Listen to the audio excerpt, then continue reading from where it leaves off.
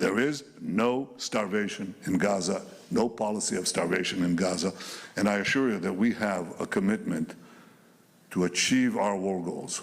We'll continue to fight till we achieve the release of our hostages and the destruction of Hamas's military and governing capabilities. They shall be there no more. We shall not have any more of these massacres. We shall not have any more of these monstrosities. We stand for human freedom and human life, and that is not commensurate with Hamas or with Iran, other Iranian proxies. We have fought this battle together. We shall win it together. Some of those kids that's real starvation stuff. I see it, and you can't fake that. So we're going to be even more involved. We did some airlifts before, some airdrops, and the people are running for it. And the Prime Minister is going to help us. They're very effective with that. We also discussed, obviously, Gaza. And I think before we get to phase 2, which is, what's going to happen afterwards, we want to get the children fed. We made a contribution a week ago of $60 million, all going into food.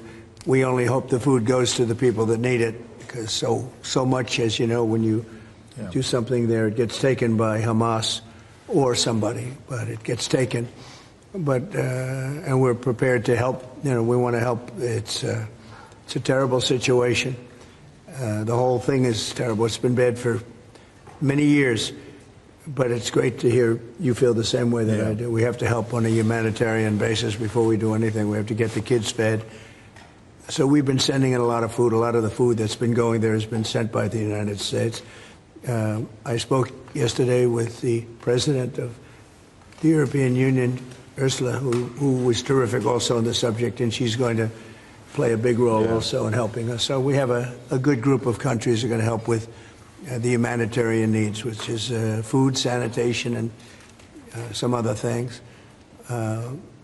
It's very difficult to deal with Hamas, as I said. We got a tremendous amount of hostages out, but it would take place in drips and drabs. You'd get 10, you'd get 5, you'd get 2, you'd get 10, 12. We get 12 one time. Many of them would come to the White House, and they were so thankful. But I always said, when you get down to the final 10 or 20, you're not going to be able to make a deal with these people, because they use them as a shield. And when they give them up, they no longer have a shield. And the people of Israel feel so strongly about the hostages. Some people would take a different view, but they feel so strongly about the hostages. So that's an ongoing process. Hamas has become very difficult to deal with in the last couple of days, because they don't want to give up these last 20, because they think as long as we have them, they have protection. But I don't think it can work that way. So I'm speaking to Bibi Netanyahu, and we are coming up with various plans. We're going to say it's a very difficult situation. If they didn't have the hostages, things would go very quickly. But they do, and we know where they have them in some cases, and you don't want to go riding roughshod over that area, because that means those hostages will be killed. Now, there are some people that would say, well, that's the price you pay, but we don't like to say that. We don't want to say that. And I don't think the people of Israel want to say that either, which is pretty amazing. A lot of people would say, just get it done and whatever it is. You could also say speed might be better for the hostages. You go through, with speed, you may have a better chance, because they're in deep trouble. They're in deep trouble. You saw October 7th, and you saw what the damage and the horror that they committed. People can't forget that. They tend to forget it, but they can't forget. That was one of the most evil things I've ever seen. And you just cannot forget that.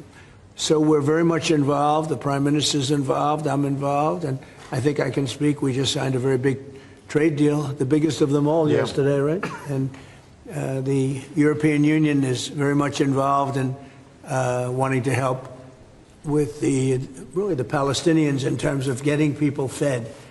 But the area of Gaza, another way of defining it is the area of Gaza. It's a very troubled place, and it has been for many, many years. It has been for many decades. So it's not like this just happened. This has been going on for a long period of time. So that's it. Our hearts are in the right place.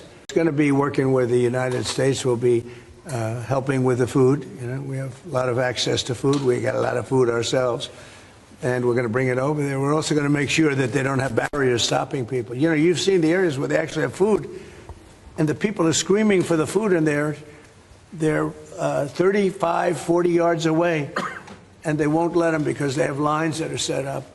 And whether they're set up by Hamas or whoever, but they're very strict lines, so we have to get rid of those lines. But we're going to be getting some good, strong food. We can save a lot of people. I mean, some of those kids that's real starvation stuff. I see it.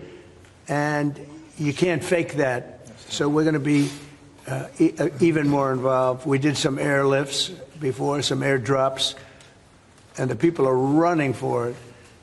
And the Prime Minister is going to help us. They're very effective with that. You've done that before, and for many, they've done that for 100 years very well. So it's not very hard to do, actually.